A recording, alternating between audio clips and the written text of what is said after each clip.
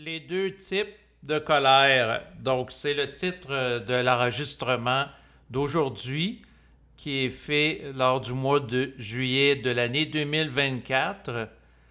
Donc, j'ai décidé de faire un enregistrement en particulier pour clarifier les deux types de colère qui peuvent exister. En fait, au fil du temps, au cours des années, j'ai déjà abordé le phénomène de la colère psychologique versus la colère mentale, la colère vibratoire. Et puis comme je sais que pour certaines personnes, ça se peut que ce soit des concepts qui ne soient pas clairs, ou s'il y a des nouvelles personnes qui ont commencé à écouter mes enregistrements, en fait, je voulais prendre le temps de clarifier ce que j'entends ici là, par colère mentale. Donc, les deux types de colère, en fait, sont que d'un côté, une personne peut vivre une colère de nature psychologique, une colère émotionnelle. Donc, c'est une colère où la vibration qui est derrière l'énergie est en relation avec le plan astral. Donc, une colère psychologique, ça peut être, par exemple, quelqu'un qui est en colère contre une autre personne. Donc, dans le domaine, par exemple, de la politique, une personne n'aimera pas un politicien et elle va être en colère, en réaction, par exemple, par rapport à des propos tenus par un politicien. Ça, c'est un exemple concret de colère psychologique. La colère psychologique, c'est une colère vécue au premier niveau. C'est une colère que l'individu peut retourner contre une autre personne.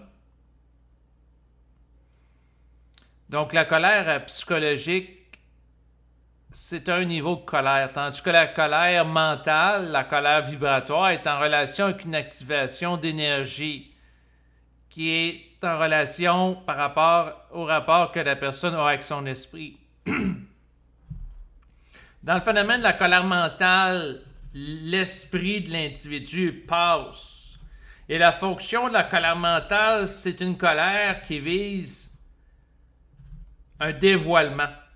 Et non pas attiser la haine d'une personne contre une personne, mais dévoiler certains éléments qui pouvaient être occultés jusqu'alors, comme par exemple des mécanismes psychologiques défaillants.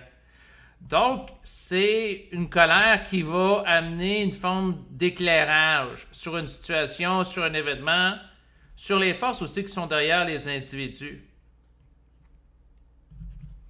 Donc, la colère mentale est en relation avec l'activation de l'énergie éthérique au sein de l'individu qui l'amène à s'allumer, un peu comme un soleil, qui va l'amener à rayonner et pulser d'une énergie nouvelle, qui va faire éclater des formes, qui va amener des dévoilements et qui va amener une impulsion créative.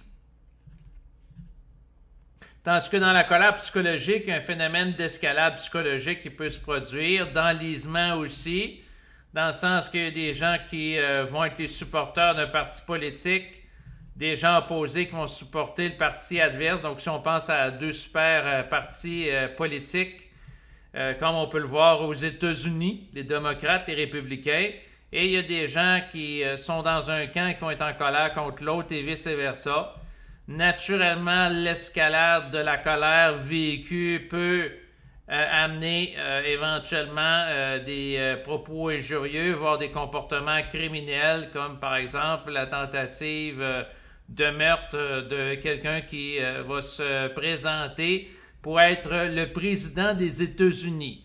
Au moment où il a fait cette capsule, en juillet 2024, un événement important a eu cours aux États-Unis, c'est-à-dire qu'il y a une tentative d'attentat par rapport de meurtre, en fait, de quelqu'un qui voulait tuer Donald Trump. Et là, il y a une balle qui a eu un impact sur l'une de ses oreilles, mais la balle, l'impact que ça a eu, bien que ça l'a saigné, ça n'a pas été fatal.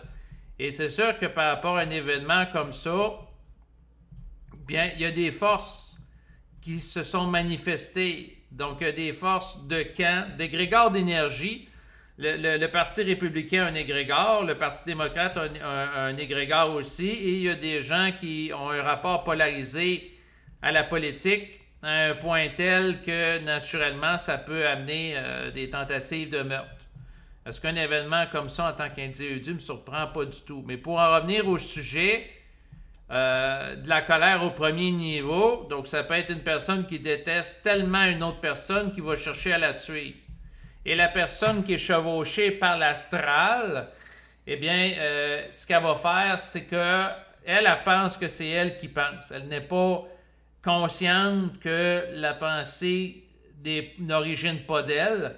Donc, elle peut entendre une voix dans la tête qui lui parle, qui lui dit je vais éliminer le président des États-Unis, je vais me procurer une arme à feu, je vais me positionner à tel endroit quand il va se présenter pour faire un discours public à tel jour, à telle date. Et la personne pense que c'est elle qui pense, est manipulée, tel un pion, tel quelqu'un qui est téléguidé. Et la personne, naturellement, dans sa polarisation astrale, peut croire faire le bien en agissant ici. Donc, et la colère, ça peut amener à une tentative de meurtre ou à commettre des meurtres, etc. Tu sais, ça va loin. Naturellement, il y a des forces dans le cosmos qui ont compris le principe diviser pour régner, dont les forces astrales. Les forces astrales, qu'est-ce qu'ils font? Ils amènent des gens à se polariser au maximum. Présentement, les réseaux sociaux sont un lieu de polarisation extrême par rapport à des opposants politiques qui sont soumis à différentes doctrines, idéologies politiques, ce qui amène certaines personnes, par exemple, à voir Donald Trump comme étant un sauveur, un messie, et d'autres, au contraire, de voir à travers lui l'antéchrist ou un individu qui est dangereux, donc qui est une menace pour la démocratie, et ainsi de suite. Donc, il y a plusieurs camps, il y a plusieurs visions polarisées, et ça profite naturellement l'esprit astral de division qui relie l'individu à du mémoriel. Et pendant que l'individu est occupé à contester ou à ruminer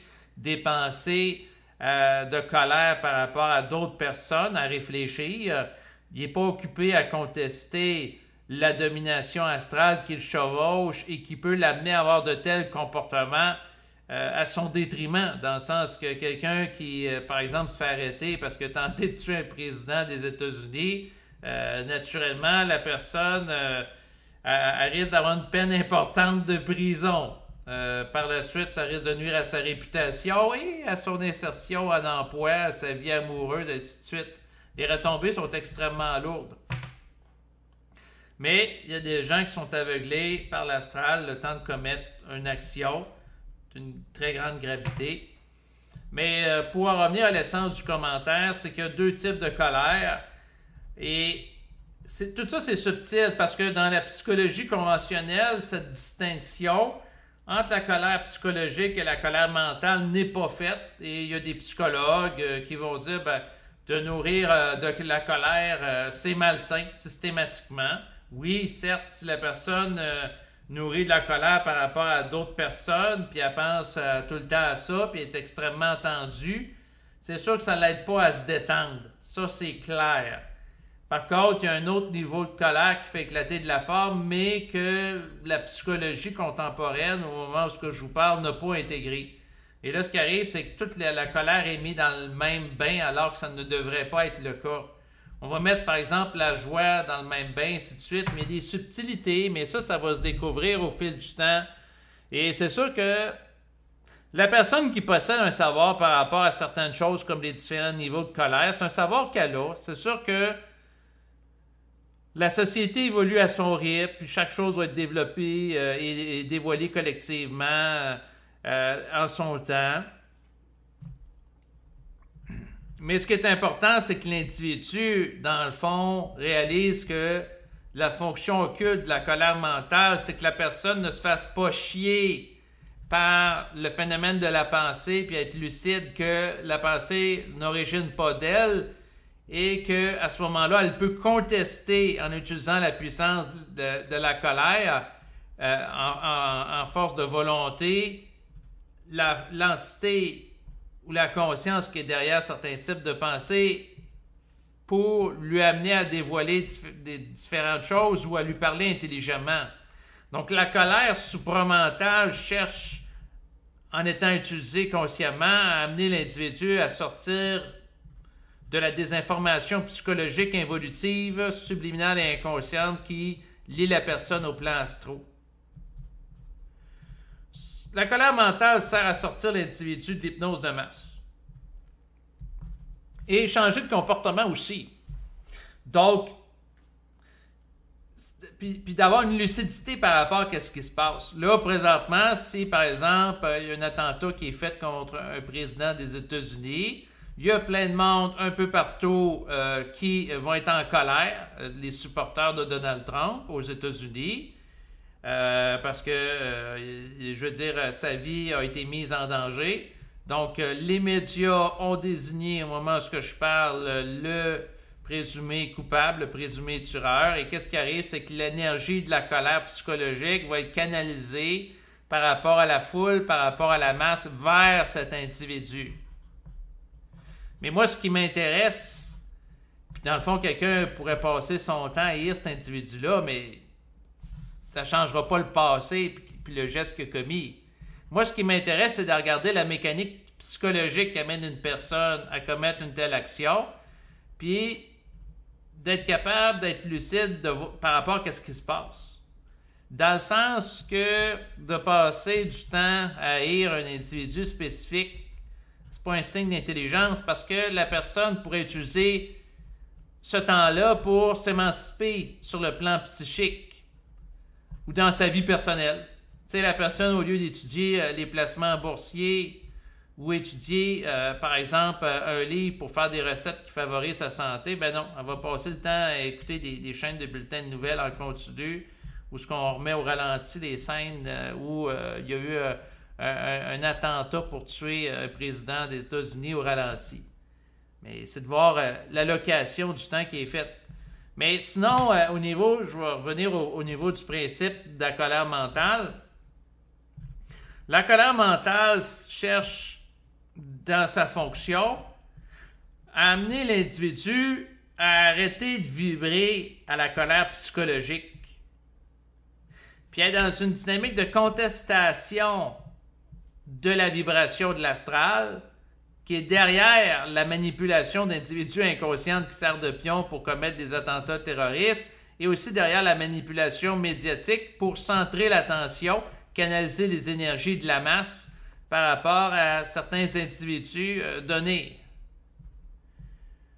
Donc, et c'est sûr que derrière ça, aussi, ce qu'il faut comprendre, c'est que la colère mentale ne peut qu'être exercée par l'individu qui est en état de fusion avec l'esprit. C'est-à-dire que un individu qui est pénétré par la vibration supramentale. Donc, c'est pas qui veut, être en colère mentale, mais c'est qui peut, qui en a la capacité. Et pour avoir la capacité, il faut que la personne soit en fusion. Pour être en fusion, il faut que l'esprit le pénètre. Puis pour que l'esprit pénètre un individu, c'est pas l'individu qui décide ça, c'est pas le voisin.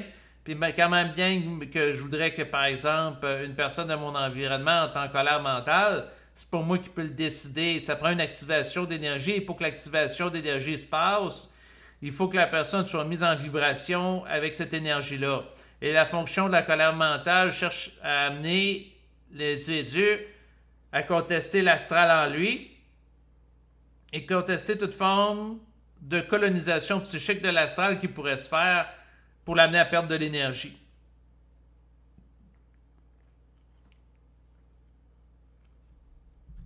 Puis plus que l'individu intègre la vibration supramentale, puis plus que la personne peut être facilement irritable et monter rapidement à un état de colère mentale et de contestation, et l'individu qui, à son contact, ne vit pas la colère mentale, ne pourra pas pleinement comprendre l'événement, ce qui se passe avec cette personne.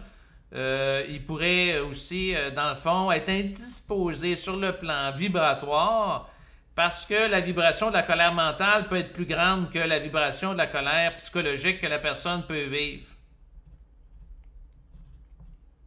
Quelqu'un qui a une colère mentale peut dire à un autre individu qui est indigné par rapport à un crime qui est commis, ben, il peut lui dire, ben, regarde, tu passes la prochaine semaine à écouter des bulletins de nouvelles puis à haïr la personne qu'on dit qui a fait l'attaque. Tu perds ton temps, ça n'amènera pas de changement au second niveau. c'est contre-productif, c'est une forme de dilapidation d'énergie vitale.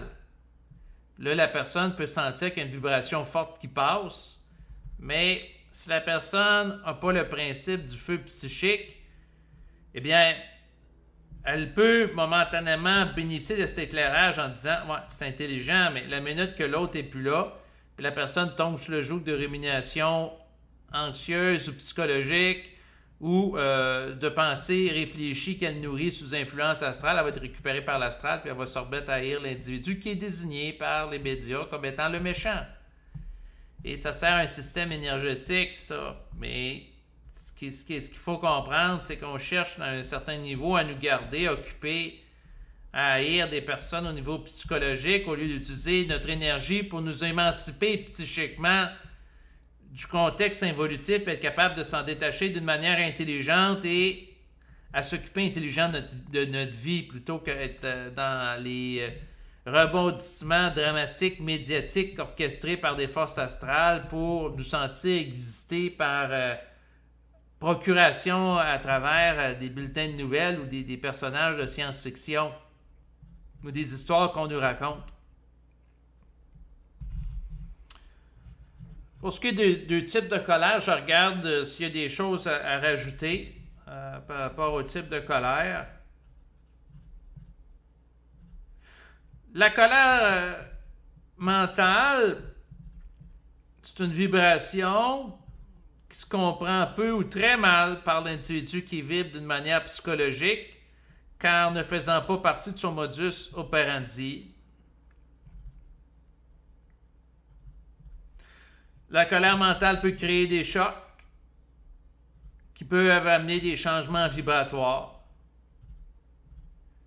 Et ça place la personne qui vit la colère mentale en présence d'une autre en position initiatique, c'est-à-dire initier une autre personne à vibrer et être en contact avec un taux d'énergie qu'elle n'est pas capable de générer d'une manière autonome.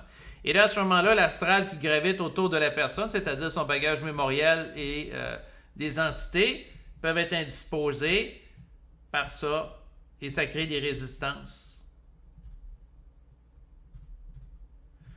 Désastraliser une autre personne en utilisant la colère mentale qui est vibrée en présence d'une autre personne,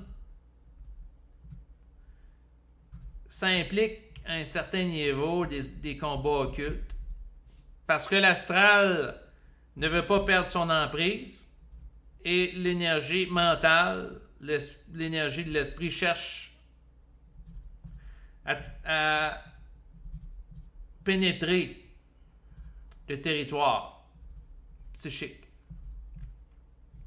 Donc, il y en a une énergie qui ne veut pas se déloger, puis l'autre qui veut passer. Mais là, ça crée des tensions.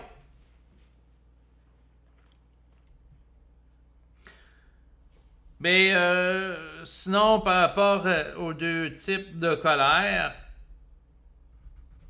ça prend un vécu de la colère mentale, ultimement, pour bien la comprendre, la saisir. Puis c'est en relation avec un mouvement énergétique qui est vécu par l'ego qu'il subit de la part de l'esprit. C'est-à-dire, c'est comme un réflexe où la personne qui souffre tellement qu'elle a une volonté qui est augmentée en relation avec l'énergie de la souffrance qui est canalisée tel un carburant pour s'alimenter. Puis elle génère la colère mentale sans l'avoir décidé de manière psychologiquement. C'est pas une colère que la personne va vivre d'une manière calculée ou réfléchie. Donc c'est pas une colère qui peut être simulée non plus. C'est une colère qui arrive lorsque la personne ne peut pas faire autrement que vivre cette colère-là. Donc à ce moment-là, vous ne pouvez pas suivre une formation de 45 heures sur la colère mentale en lisant des livres sur Internet ou en suivant des ateliers parce que c'est un phénomène énergétique individuel que la personne va connaître lorsqu'elle a à le vivre dans le temps de son esprit. Pas le temps de l'ego. Et là, la personne peut être surprise en montant en état de colère malgré elle, d'une manière spontanée, sans aucune préméditation. Tandis que la colère psychologique, une personne peut essayer de l'orchestrer un peu comme un acteur de théâtre en disant, ben, la personne va dire telle chose, ensuite je vais dire telle chose, puis je vais être en colère. ça, c'est de la colère qui est réfléchie, qui n'aura pas la même amplitude, intensité énergétique. La colère vibratoire a une capacité d'amener des changements créatifs au second niveau, alors que la colère psychologique, non.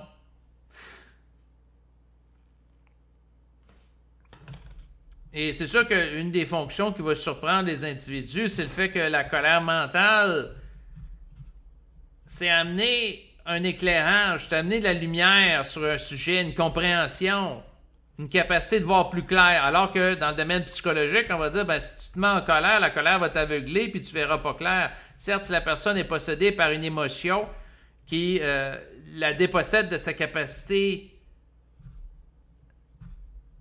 d'être présente, parce qu'elle est trop envahie, surchargée émotivement. Donc, le débordement émotionnel, c'est sûr que ça embrouille. Tandis que la colère mentale, au contraire, ça éclaire. Mais c'est difficile à comprendre. C'est comme de dire que la colère mentale, c'est créatif. Pour quelqu'un qui fonctionne d'une manière psychologique et qui a habituellement pas accès à une conscience psychologique, car il ne vit que d'une conscience mécanique. Mais pour avoir accès à une conscience créative, et non pas mécanique, comme l'individu qui vit la colère mentale, ben, ça prend une mise en vibration. Et pour avoir la mise en vibration avec une grande amplitude, ça prend les corps. Puis pour avoir les corps, ben, ça prend les ajustements vibratoires. Et souvent, c'est en lien avec des souffrances qui sont vécues, qui amènent la personne à monter en vibration et de voir de plus en plus clair. Le prix à payer pour vivre la colère mentale est en relation avec des charges d'énergie inversement proportionnelles à des souffrances, qui va faire en sorte qu'éventuellement, la personne va devenir de plus en plus à un certain niveau, saturée de la colère psychologique. Puis ce qui va la mettre en colère, c'est de voir la manipulation médiatique qui cherche à orienter ses énergies dans une direction plutôt qu'une autre. L'un des phénomènes de colère qui peut être fait, c'est la personne qui conteste le jeu de polarisation astrale qui amène à chercher à nous amener à nous polariser dans un camp plutôt que dans un autre, en disant, ben toi, es-tu pour telle personne qui se présente aux élections américaines ou t'es contre lui?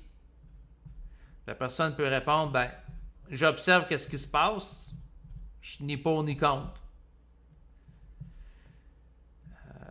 Et la personne, dans le fond, ne cherchera pas à se polariser pour un camp plutôt qu'un autre à un point tel que de nourrir une haine par rapport à un individu qui va la couper progressivement de sa source. Mais pendant que les êtres humains sont occupés à s'entre-déchirer entre eux, ben, c'est le plan astral qui tire profit de ce système de tension, de combat énergétique entre des factions qui sont orchestrées par le plan astral. Le plan astral tire les ficelles des différents camps, à la fois du camp qui sont pour un parti politique et contre, mais les gens sont tellement fanatisés ou polarisés par les médias sociaux qui relaient par un effet de biais tout le temps le même type de nouvelles que les gens sont pris dans des constructions de réalité, une bulle qui fait en sorte que plus que la personne écoute des gens dans les médias officiels ou alternatifs qui sont pour un politicien, plus qu'il est pour ce politicien-là, et plus que sur les réseaux sociaux, on va lui recommander d'écouter d'autres vidéos qui sont pour et favorables à tel politicien, ce qui fait que ça la renforce, ce qui crée un état de polarisation. Même chose pour les gens qui sont contre, puis le même média social peut nourrir une dynamique de propos similaires par rapport à un camp ou un autre qui va amplifier des polarités. Et l'amplification des polarités amène des déséquilibres, dans certains cas, des actes criminels. Et donc, la colère au premier niveau psychologique est destructive. Elle peut détruire l'individu ou d'autres individus. Donc, elle peut mettre la vie d'une personne en danger ou la vie de d'autres personnes en danger. Alors que la colère vécue au second niveau, qui est de nature créative, l'amène à sortir de la polarité et voir plus clair par rapport à la situation.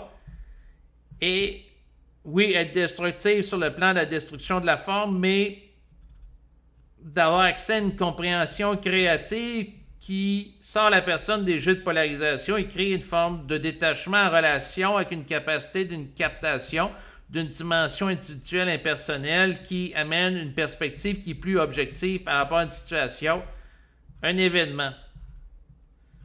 Ce qui fait en sorte que la personne ne passera pas les prochains jours à pleurer puis à s'empêcher de dormir si elle apprend qu'il y a un politicien qui a été victime d'un attentat.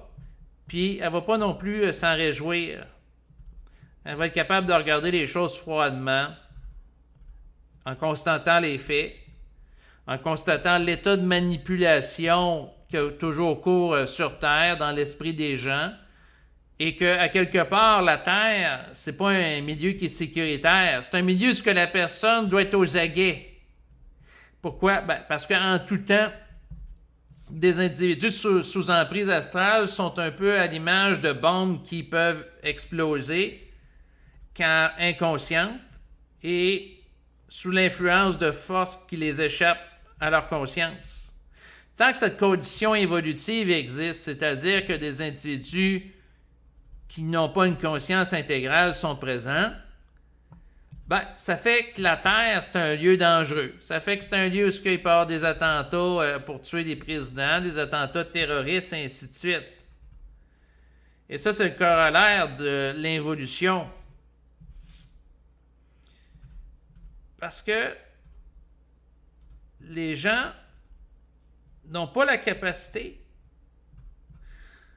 d'avoir accès à une conscience créative qui leur permettrait d'être libérés instantanément d'une pulsation énergétique astrale en relation avec une émanation pulsatoire énergétique de l'esprit qui délage l'astral dans leur conscience instantanément, comme un claquement de doigts. Mais chaque chose en son temps, les gens de la nouvelle évolution qui sont capables de vibrer et pulser à la colère mentale sont en train de réorganiser les terres de la Terre, créer des chocs par rapport aux formes mémorielles et résidents. Et à un moment donné, les choses vont s'ajuster puis vont changer au fil des siècles. Ça, c'est par rapport au collectif, mais l'individu qui vit d'une conscience supramentale, il a à pas se faire chier par rapport aux événements planétaires, il a à être dans son identité, puis agir pour lui, pour une générosité individuelle. Pas pour sauver le collectif, pas non plus pour mépriser le collectif, mais pour lui. Il ne cherchera pas à nuire à autrui, mais il ne cherchera pas à se sacrifier pour le collectif, puis être un martyr. Parce qu'il va être détaché d'un rôle spirituel. Mais il peut interférer pour lui. On peut utiliser sa vibration, son énergie, à travers, entre autres, le phénomène de la bénédiction ou de la commande à l'univers. Donc, je vais compléter cet enregistrement en disant que, en tant que conscience, je peux bénir le lieu où je vis pour qu'il soit chargé de lumière, d'intelligence, de beauté, de créativité. Je peux bénir ma conscience pour qu'elle prenne toute la place dans mon lieu de vie. Je peux bénir mon corps physique pour qu'il soit en santé. Je peux j'ordonne d'ailleurs à mon esprit que mon corps soit dans un état de santé optimal. Que ce soit par rapport à mes yeux, mon nez, ma bouche, mes reins, mon foie, mon urètre. Ensuite, mes intestins, mes reins, mon cœur, que tout puisse dans un état optimal. Je peux utiliser ma volonté individualisée pour que ça aille bien dans ma vie sur le plan financier, dans ma relation avec ma compagne, ma relation avec ma famille. Je bénis ma compagne, ma fille. Je bénis ma vie dans une conscience que je puisse vivre en santé longtemps, d'une manière équilibrée, d'une manière ajustée. Je bénis ma capacité de connaître une autorégulation vibratoire qui soit porteuse d'une compréhension renouvelée et créative, instantanée, immédiate de ce que j'ai à savoir en tout temps, que c'est nécessaire. Je bénis ma lucidité pour l'amplifier. Je bénis ma capacité de regarder les choses avec recul, avec une compréhension qui est par-delà les polarités des différents camps politiques, par exemple, qui sont en opposition dans le cadre d'une course électorale. Je bénis ma capacité à voir les forces réelles qui sont derrière les candidats et les partis politiques. Je bénis ma capacité à être lucide par rapport aux polarités énergétiques, par rapport à la manipulation médiatique, par rapport à voir clair par rapport à la manipulation de nos dirigeants. Et je bénis la capacité d'actualiser des changements au second niveau dans ma psyché. Je bénis ma capacité de jour comme de nuit d'être libre de l'astral. Je bénis ma combativité psychique par rapport aux différents assauts que je peux vivre à la fois dans le jour et dans mes rêves. Je bénis ma force mentale pour qu'elle soit amplifiée. Et c'est à partir de la force mentale qu'on peut avoir, c'est-à-dire la puissance de volonté individuée, que la colère mentale peut avoir de la puissance, avoir de la force. Je bénis ma capacité à me dévoiler dans les médias, donc tout ce que j'ai à savoir dans les ici et maintenant. Je bénis ma capacité à avoir clair par rapport à ce qui se passe dans le monde sans pour autant être aux remorques des interprétations psychologiques des spécialistes médiatiques et de ce que veut mentir des politiciens dans le cadre de débats polarisés et polarisants. Je bénis ma capacité de savoir tout par moi-même. Je bénis mon indépendance psychique. Je commande aux forces de mettre en place dans ma vie, ici et maintenant, une abondance financière, une abondance de santé,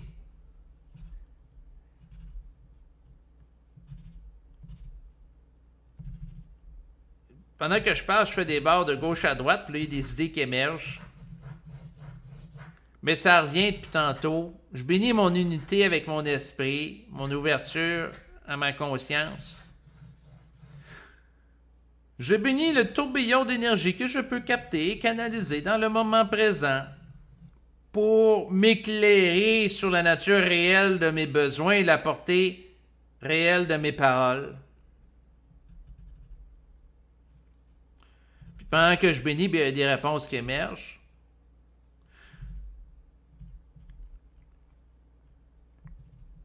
À différents niveaux. Des fois, des réponses qui sont confrontantes. Je donne un exemple. Quelqu'un peut dire, je vais bénir pour être éternellement jeune sur le plan physique.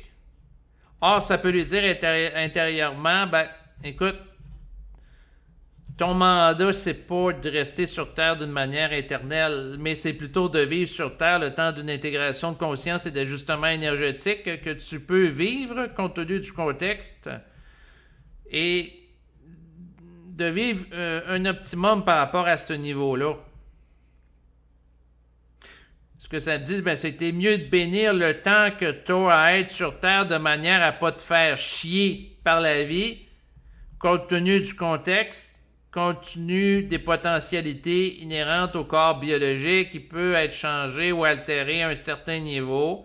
Il y a un certain registre que oui, la conscience peut agir sur le corps, ne serait-ce que le corps ne soit pas en état de décrépitude d'une manière prématurée à cause d'une mauvaise gestion énergétique en relation avec la filiation psychique à l'astral qui l'amène à polariser son énergie, à haïr, par exemple, un politicien plutôt qu'un autre, puis en aimer un plutôt qu'un autre. Les émotions vécues d'une manière psychologique, c'est-à-dire subjectives, sont des grugeurs d'énergie importants. Donc, c'est des dépenses énergétiques. C'est oxydatif à un certain niveau. Ça use le système. Ce qui me vient en tête, c'est l'image des émotions sont comparables lorsque vécu psychologiquement à de la rouille qui va se loger sur une auto et qui va user prématurément la carcasse d'un auto, puis éventuellement, ben, la carcasse perfore, puis la forme se dégrade. Puis plus que l'individu ou l'auto est rouillé, plus qu'il y a de la fragilisation. En fait, ce que ça me dit, c'est que plus que la personne est liée psychiquement à l'astral, plus que ça l'amène à se dégrader parce que ça a une incidence, parce que tout est interrelié sur le plan physique d'une manière prématurée. Par cause que ça me dit simultanément, les chocs énergétiques en relation avec la conscience vibratoire et la transition d'une conscience astrale à une conscience de l'esprit peut amener des chocs énergétiques qui amènent une dégradation de la forme sur le plan biologique. Et ce que ça me dit, c'est que l'esprit, sa priorité, c'est pas que le corps biologique soit en santé, mais c'est que le corps biologique soit le lieu où la conscience est altérée pour qu'elle devienne une conscience nouvelle. Là, ça me dit, ben, bénissez votre conscience nouvelle, votre conscience intégrale, votre puissance énergétique, votre stabilité psychique, votre capacité à faire face aux oppositions astrales qui fait que vous n'êtes pas en contact avec nous. Et le nous ici, c'est le plan éthérique.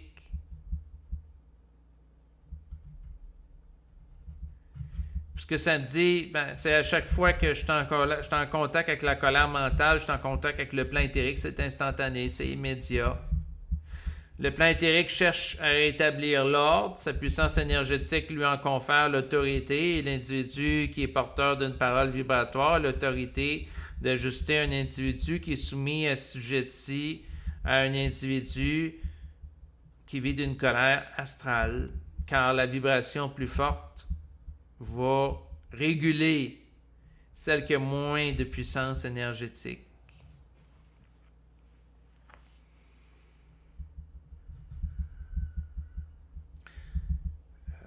Donc, c'est ça.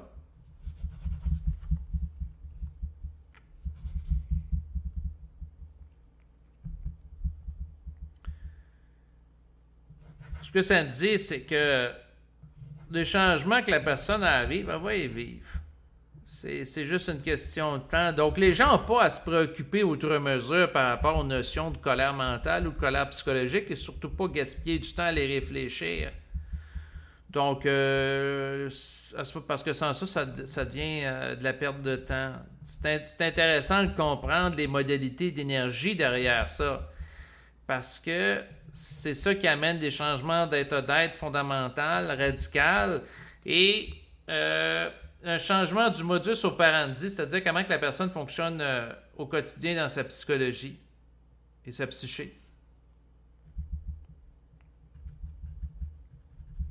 Et c'est sûr que c'est souvent à travers la souffrance d'une situation qui lie la personne au plan astral qu'elle passe au plan mental, et pour connaître la saturation, ben, c'est en fonction de la sensibilité. Moins la personne est sensible au plan éthérique, moins le temps de saturation est court, puis plus que ça en prend. Puis plus qu'elle est pénétrée par l'énergie éthérique, moins ça y prend de temps pour voir clair par rapport à l'astral, parce qu'elle est supportée vibratoirement pour avoir une vibration qui est différente et qui va spontanément la déloger.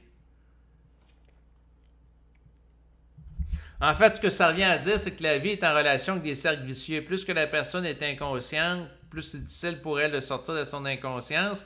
Et plus que la personne est consciente, plus que c'est facile, quoi qu'elle a à vivre des combats occultes pour se maintenir dans son état de conscience, mais à un certain niveau pour voir clair. Parce que l'énergie, la vibration s'active d'une manière automatisée en elle. Donc, certains vont parler d'autorégulation vibratoire.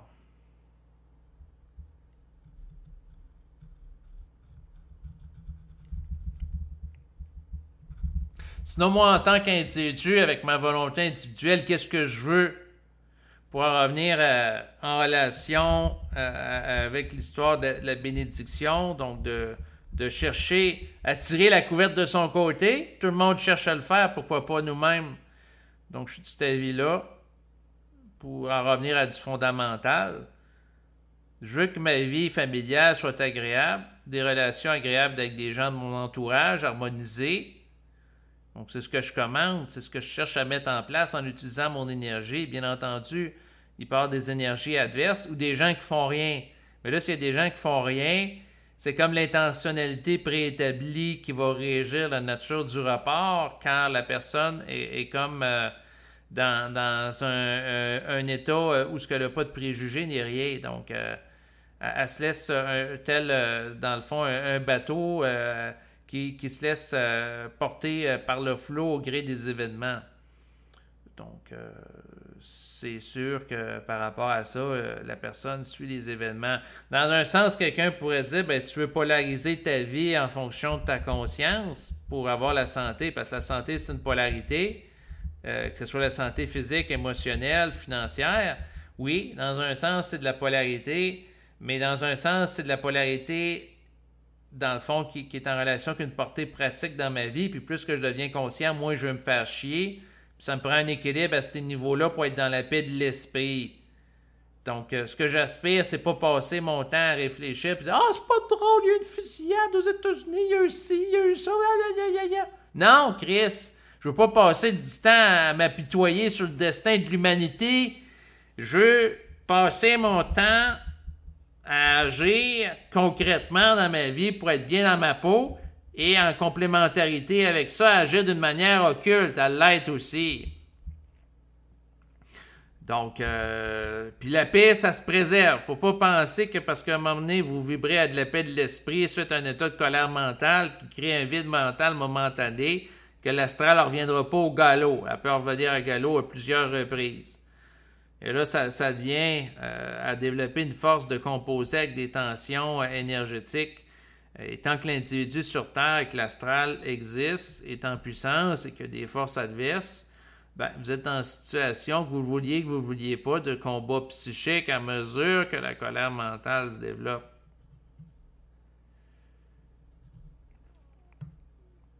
La colère mentale n'est pas et ne sera jamais le fruit d'une réflexion de l'ego. C'est le fruit d'une mise en vibration de l'ego qui le lie au plan éthérique, à l'esprit, et qui génère une descente d'énergie immédiate et spontanée.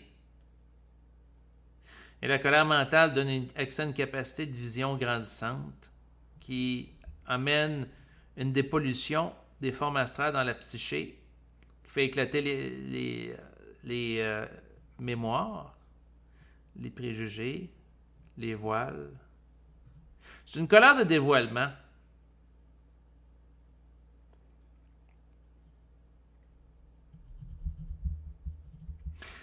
La colère mentale donne un éclairage par rapport à une situation. Ça ne veut pas dire que la colère mentale va permettre de changer la nature de l'événement. Par contre, elle permet d'y voir plus clair par rapport à l'événement. Et ça peut être intéressant parce que ça peut enlever de la souffrance, d'avoir une compréhension vibratoire de la nature d'un événement. Et si la personne a une compréhension que pour des raisons de loi d'énergie, il ne peut en être qu'autrement, ben, certes, la personne subit par exemple un événement qu'elle ne veut pas, mais elle ne le réfléchit plus. Et une partie importante de la souffrance vient du fait que la personne réfléchit à un événement. Parce que si la colère mentale sort la personne d'un état de tristesse ou de culpabilité en relation avec l'événement, puis lui fait en sorte qu'elle a le mental intact, même si sa situation se dégrade, par exemple, par rapport à un problème de santé, elle a, en dépit de ça, à un certain niveau, la paix de l'esprit. Certes, elle peut, en réfléchissant à la condition de son corps physique qui se dégrade, en réfléchissant à ça, vivre de la souffrance, mais est capable de s'en sortir pour retomber dans la paix de l'esprit. Donc, la colère mentale, dans certains cas, peut changer un événement parce que la personne, au lieu de se comporter au niveau psychologique d'une manière mécanique au fil du temps, avec un certain niveau de rancune, elle lâche prise là-dessus, puis elle agit d'une manière différente. Elle sort de sa mécanicité psychologique, puis elle peut amener des changements au second niveau. Sous l'impulsion d'une colère mentale, une personne, ça fait 20 ans qu'elle est censée faire des ménages par rapport aux différentes pièces de sa maison, ben, elle va se mettre en action, puis elle va agir. Donc, des fois, ça amène des actions. Pas nécessairement tout le temps. Ça dépend de ce que la personne a à faire. Et la colère mentale vise à aligner l'individu avec les lois de l'énergie de l'esprit, plutôt qu'elle en soit coupée. Donc, à un sens, la colère mentale, c'est une colère d'unification entre l'individu et la conscience de son esprit. Tandis que la colère astrale cherche à diviser les individus entre eux, puis l'individu par rapport à lui-même, ce qui est très différent. La colère mentale cherche à mettre de l'ordre. C'est une colère qui est en relation avec un principe, un certain niveau d'amour, car c'est une colère qui est dans une optique de lutte contre la domination et d'imposition qui est faite au détriment d'une personne ou d'autres personnes.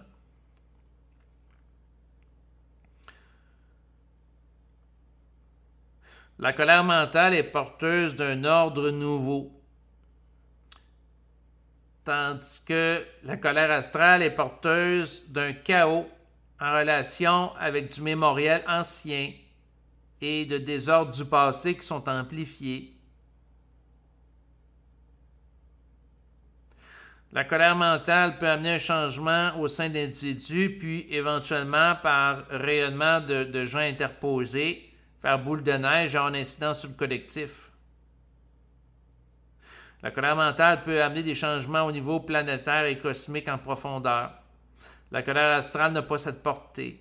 La colère astrale n'aura jamais la capacité d'amener des changements au second niveau de la conscience pour les individus concernés. La colère astrale ne permettra jamais à un individu de sortir d'une prison psychologique et de s'émanciper totalement du filet de la toile planétaire qui lie la personne au plan astral. La colère astrale et la colère mentale n'ont donc pas les mêmes fonctions, d'où la pertinence de la personne d'avoir le discernement pour distinguer entre les deux.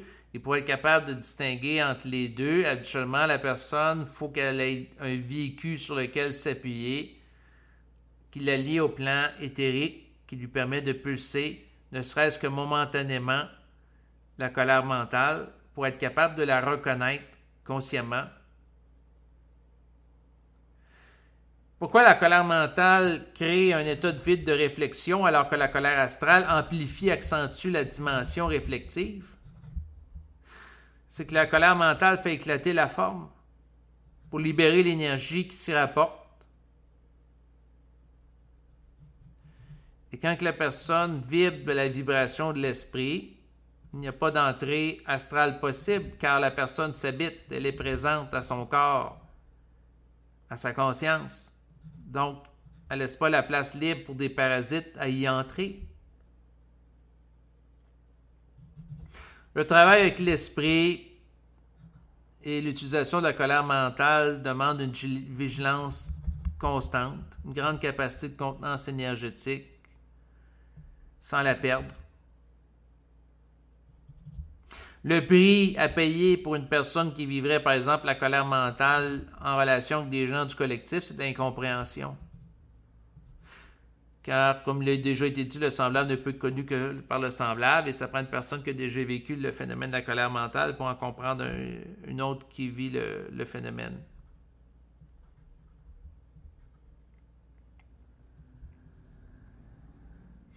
La colère mentale qui rentre au sein de l'individu peut l'amener de plus en plus à avoir une volonté de ne pas se faire chier et charrier par la pensée des événements et avec une fermeté grandissante dans son affirmation identitaire. Ça amène l'individu à mettre ses limites dans son rapport à l'environnement. Une personne peut dire c'est pas vrai que les gens de mon environnement ou les médias vont orienter la nature de mes conversations, mes communications. Parce que là, les médias vont dire, ben, là, on va parler de tel attentat qui a eu cours contre tel président. Là, on va parler des changements climatiques. Là, on va parler de la guerre en Ukraine. Là, on va parler d'une période qu'on dit de pandémie. La personne peut dire non, ça c'est votre agenda. Je ne suis pas obligé d'y répondre.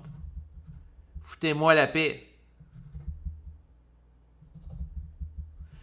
La personne dans un tas de colère mentale se désaffilie des intérêts de la masse, se désidentifie de la masse, même s'il y a des injonctions hypnotiques qui sont faites par des animateurs de bulletins de nouvelles pour que la personne s'amalgament à la masse. Dans le sens que, par exemple, ici au Québec, on a des bulletins de nouvelles où le présentateur des nouvelles va dire « Tout le Québec a été ébranlé d'apprendre la mort d'une jeune fille à peine âgée de 4 ans dans le cadre d'une noyade qui a eu cours pendant l'été. » La personne qui a un esprit critique peut dire « Non, je n'ai pas été ébranlé, je n'ai pas été perturbé par cela. » Donc, ne m'incluez pas parmi tout le Québec, mais c'est une formule à caractère hypnotique en disant « Vous êtes tous des gens qui souffraient émotivement d'une grande tristesse suite au décès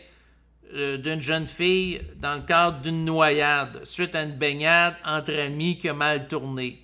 Non, je regrette, ça m'a pas perturbé, ça n'a pas à me perturber. Puis si j'ai de la tristesse en relation avec le décès d'une jeune fille, certes, c'est regrettable. Moi-même, j'ai une fille, j'aimerais pas ça que ça y arrive. Mais est-ce que ça va la ramener à la vie de vivre de la tristesse? La réponse, c'est non. Y a-t-il de l'intelligence à vibrer par rapport à un drame humain qui lie d'une personne à un passé s'il n'y a pas de possibilité d'agir créatif par rapport à ça? La réponse, c'est non. Alors pourquoi vibrer à cela? Pourquoi se donner à partir à l'astral en vibrant à ça puis en s'identifiant aux suggestions hypnotiques médiatiques en nous disant ben tout le monde est ébranlé d'apprendre la mort d'une jeune fille ou tout le Québec a été touché d'apprendre la mort d'une vedette du domaine du cinéma ou de la musique locale. Tout ça, c'est de l'inintelligence, mais qui sert à l'astral et qui doit être développé et contesté. Il y a des gens qui vont dire, ben là, t'es indifférent, tu te fous des autres si tu t'intéresses pas à ça. La réponse, c'est non. La jeune fille qui est morte, tu peux vouloir dire, ben, elle mérite respect. B, est-ce que c'est intelligent de pleurer pour elle puis passer la prochaine semaine à regarder en boucle des bulletins de nouvelles qui nous en parlent constamment d'une manière répétitive et obsédante? La réponse, c'est non. Il faut faire autre chose. Donc, la colère mentale amène une contestation de l'inintelligence des forces astrales qui cherchent par différents moyens de nous récupérer puis de nous manipuler.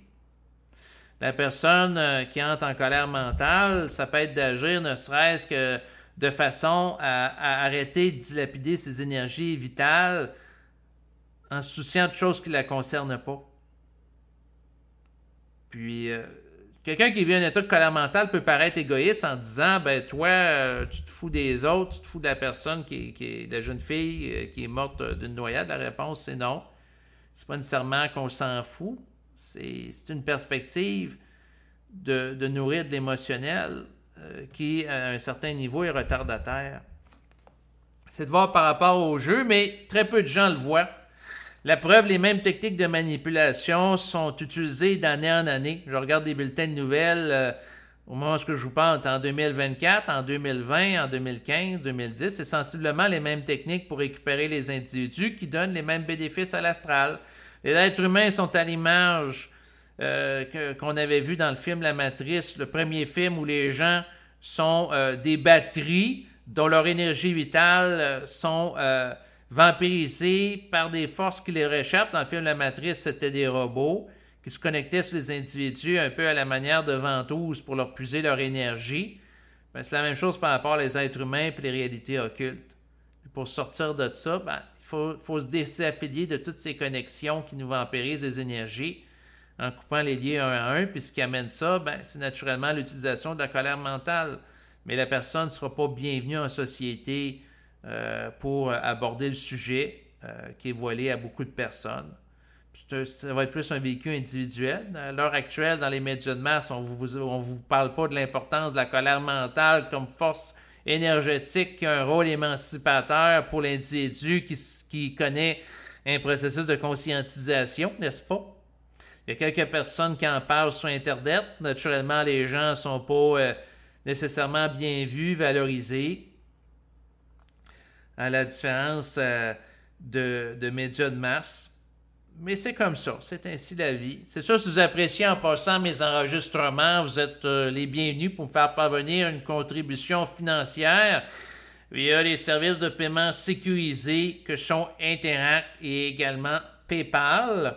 Donc, s'il y a des gens que vous trouvez que ça vous apporte quelque chose d'entendre parler de sujets comme aujourd'hui, la distinction entre la colère psychologique, colère mentale, et donc que dans le fond, que vous réalisez que finalement, ben peut-être que j'aurais plus d'énergie et de vitalité si je n'étais pas dans le rôle de la personne qui se fait dire comment penser par les médias, les bien-pensants, qui vont dire, ben aujourd'hui, il faut que vous sentiez, dans le fond, triste parce que vous avez appris que pendant l'été, une jeune fille est morte d'une noyade.